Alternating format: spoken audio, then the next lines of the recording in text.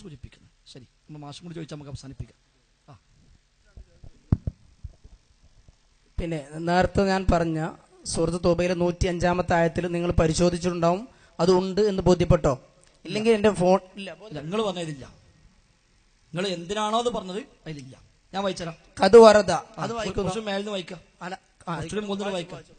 കാല മുജാഹിദ്, ഈ മുജാഹിദ് അല്ലട്ടെ, ഇമാം മുജാഹിദ് പറഞ്ഞു. താബിഇയായ പ്രഗത്ഭനായ പണ്ഡിതനാണ് മുജാഹിദ്. ഹാദാ വഈദ്, ഇതൊരു താക്കീതാണ്. യഅനി മിനല്ലാഹി തആല ലിൽ മുഖാലിഫീന അവാമിറഹു, അല്ലാഹുവിന്റെ കൽപ്പനയ്ക്ക് എതിരെ പ്രവർത്തിക്കുന്ന ആളുകളെ താക്കീത് ചെയ്യുകയാണ്.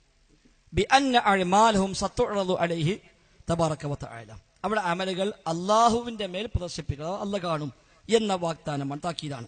വഅലർ റസൂലി, റസൂലിന്റെ മേലും പ്രദർശിപ്പിക്കപ്പെടും. വഅലൽ മുഅ്മിനീൻ, മുഅ്മിനീങ്ങൾക്കും പ്രദർശിപ്പിക്കപ്പെടും. വഹാദാ കായിനുൻ, ഇത് ഉണ്ടാകും. ലാ മഹാല, സംശയമേ ഇല്ല. യൗമൽ ഖിയാമ, അന്ത്യനാളിൽ സംശയമേ വേണ്ട, ഇത് അന്ത്യനാളിൽ ഉണ്ടാകും. അതാണ് ഒരു വ്യാഖ്യാനം. ഞാൻ നേരത്തെ പറഞ്ഞല്ലോ 2-3 വ്യാഖ്യാനം ഉണ്ട്, അതിൽപ്പെട്ട ഒരു വ്യാഖ്യാനം അതാണ്. എന്നിട്ട് അല്ലാഹ് അതിന് തെളിവായി യൗമഇദിൻ തുറദുന ലാ തഖ്ഫാ മിൻകും ഖാഫിയ എന്ന ആയത്തും, യൗമ തുബ്ല സറായിർ എന്ന ആയത്തും, വഹുസ്സില മാ ഫി സുദൂർ എന്ന ആയത്തും ഒക്കെ പറയുന്നു. ഇനി രണ്ടാമത്, വഖദ് യദ്ഹറു ദാലിക, ഇനി ചിലപ്പോൾ അത് പ്രകടമാകും. ലിന്നാസ്, ജനങ്ങൾക്ക്, ഫിദ്ദുനിയ, ദുനിയാവിൽ വെച്ച് തന്നെ പ്രകടമാകും. മരിച്ചതിന് ശേഷമല്ല, ദുനിയാവിൽ വെച്ച് തന്നെ അത് ആർക്ക്? ലിന്നാസ്, ഔലിയാക്കന്മാർക്കല്ല, ലിന്നാസ് ജനങ്ങൾക്ക് അത് പ്രകടമാകും. അത് തെളിവ് കൊടുത്തു ഒരു ഹദീസ്, ഇമാം അഹ്മദ് ഉദ്ധരിക്കുന്ന ഹദീസ്.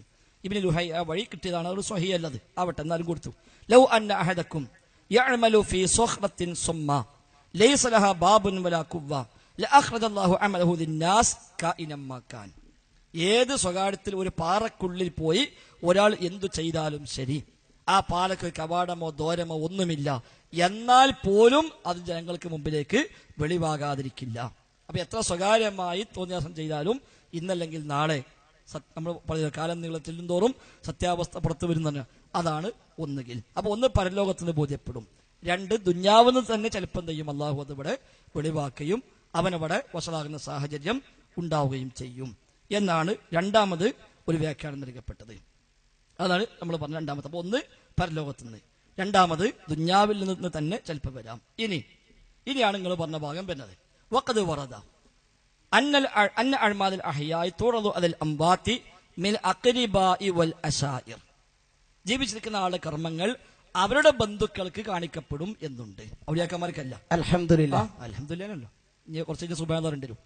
അപ്പൊ അവരുടെ ബന്ധുക്കൾക്ക് കാണിക്കപ്പെടും. അല്ലാതെ നിങ്ങൾ നേരത്തെ പറഞ്ഞ എന്താ, ഈമാനിൽ കമാലിയത്ത് പ്രാപിച്ചവർ ഇല്ല, അമ്പിയൗലിയാക്കന്മാർ കാണുന്നല്ല.